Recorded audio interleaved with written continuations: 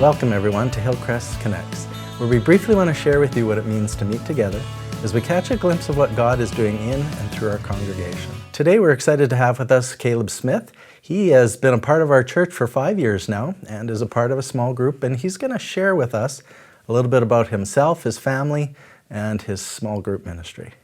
Welcome. Thank you. It's good to have you here.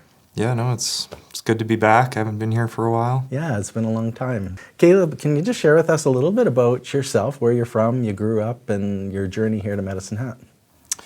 Well, I grew up in Saskatchewan. When coming out of high school, decided to go into nursing, so I went to the U of C in Calgary, and there I met my wife. We got married, and then after I was done school, we decided to settle in the middle between Swift Current and Calgary. Yeah. So we met in Medicine Hat, and that was just kind of a bit of a leap. We wanted something new, we wanted something fresh, we wanted our own start together, and that's kind of where we felt God leading us. Mm-hmm. And then we knew we needed to get into a church, and Hillcrest was the first church we came to and connected, and the rest is history. So. Nice. And that was 5 years ago. Yeah. So tell us a little bit about your ministry here at the church, what you do here, and what your involvement looks like. So my kind of journey throughout church, there's been a lot of growth in the last couple of years. I'm very engaged in the small group community. Me and my good friend Casey Nibbs, we co-lead a small group, and from there,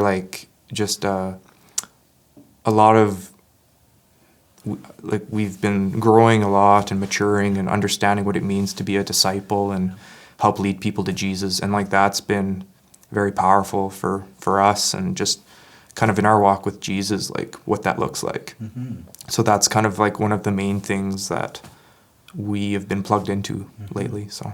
Yeah. And can you tell us a little bit about your group, the dynamics of the group? So originally the group, it's all younger couples that don't really have family here in Medicine Hat. Like me and my wife, Kaylee, we moved here without having any family. Mm-hmm. So it was kind of a scary time to walk into something where you don't know anyone, but it's still exciting because it was a brand new start. And we found that the people we were connecting with were people in similar situations, they were young families with no other family around. Mm-hmm. And that was the genesis of our group, was these people coming together. And then it's just kind of, we've kept building, and other families have been joining. So I would say the main demographic is younger families in that early life stages of little kids. And we have age ranges from low 20s up to mid 30s. So it's really cool to see the different ages and stuff together. Yeah. And do you think you would have been a part of Hillcrest Church without that small group? Well, I mean, I didn't really understand what small group was. Growing up in my own home church, I don't remember seeing that as much. I remember Bible studies, and that's kind of what I think my perception of what a small group is you get together, you do a Bible study, you talk, and you pray.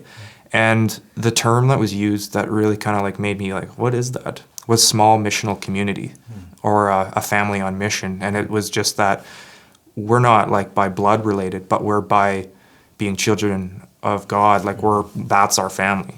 And that was kind of the thing that linked us together. So just understanding that it's not just a Bible study, that it's actually more, and that there's a mission to be completed. It gave it a lot more substance, and it gives it a lot more substance, and it gives it, it makes it way more engaging for us, very meaningful and fulfilling. Yep. Are there some ways that you're actually being the hands and feet of Jesus, that you're actually on mission in the community? Yeah, absolutely. So one of my things that I've grown on is just understanding discipleship and evangelism, and how they're different. So typically when I grew up, I always seen evangelism as going up to people and be like, hey, do you know Jesus? Yeah. And then starting a conversation. Yeah. But what I've come to understand is before that evangelism happens, I think it's important to have discipleship involved. So discipleship being moving people from areas of unbelief to belief of the gospel and how that speaks into their lives, and just kind of like helping people understand that.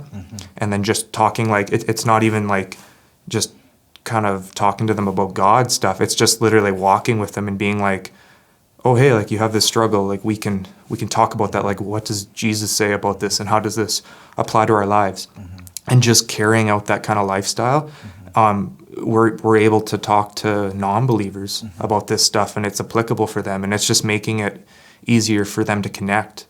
And just to see like how the gospel actually applies into our lives. And that's been really powerful for us to see some lives changed, to see families coming to Jesus. Like, it's been really cool. Excellent. Yeah. Excellent. What's one of the biggest challenges you've faced?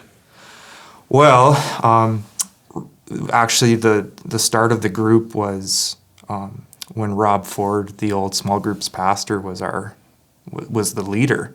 So he, in a lot of ways, he poured into me and Casey a lot of like what this like new vision of like discipleship looks like, and evangelism, and living on mission in small group communities.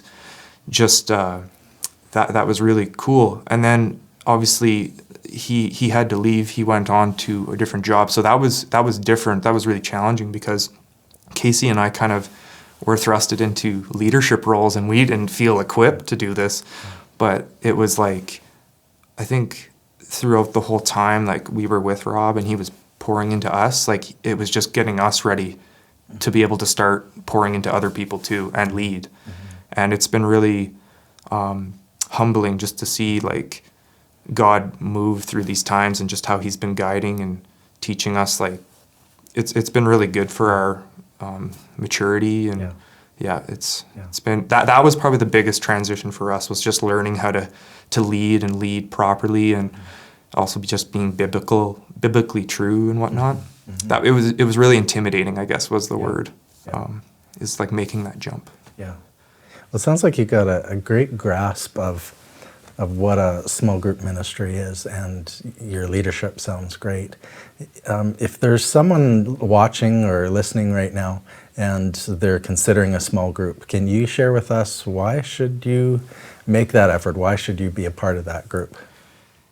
One of the most powerful things that I have kind of learned is, and I mean, it's just actually looking at how Jesus lived.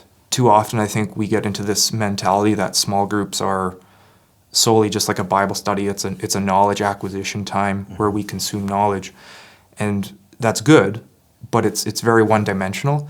And if we look at what Jesus did, Jesus was always like talking to the Father. He was doing that up piece towards his Father, and then there was that in piece where he was with his disciples. He was building relationships. They were hanging out. They had that really close connection. Like, and if that's what a small group is, like it's just one-sided that way with that in piece, it almost just becomes very internally focused and one-dimensional as well. And it's literally just a social club. And then there was that final other piece, which was the out piece, and that's like going out and loving non-believers and like trying and like pouring into them. And that is kind of how Jesus like patterned his life. He had this up, in and out rhythm, and like as a small group, like that's what we try to emulate. And like just like for me to understand that how that rhythm like kind of operates, and like how the small group kind of can fall into that was really powerful. So like, for instance, like we do a lot of like try to learn and grow in maturity, and we try to disciple each other. But then there also has to be trust throughout each other. Like we have to trust each other. We have to be close knit together, like a family. And when we have those things as foundation, it makes it easier to go out and like witness to people, to disciple them and pour into their lives. And that's just kind of like the rhythms and like the pattern of what our small group tries to do. So it's very like, it has a lot of different dimensions of it. So like right now during COVID, like the greatest challenges are that in piece and are that out piece, because there's restrictions with how much we can visit each other. And then there's restrictions to like what we can go do and do outside of the group and whatnot. So it's had its challenges, but it's also been good to kind of like work through it and kind of listen to what God's trying to teach us and lead us to. So That's a very difficult thing to do, the up in and the out by yourself. A small group really helps you with that. Yeah, Ministering absolutely. together. Yeah, that's great. Well, Kaleb, thanks for your insights. That was really great, and it was wonderful to talk to you today. Thanks for coming in. Thanks. And thank you for joining with us. To stay connected, sign up on Realm, follow us on our social media sites, or visit us at hillcrestchurch.net.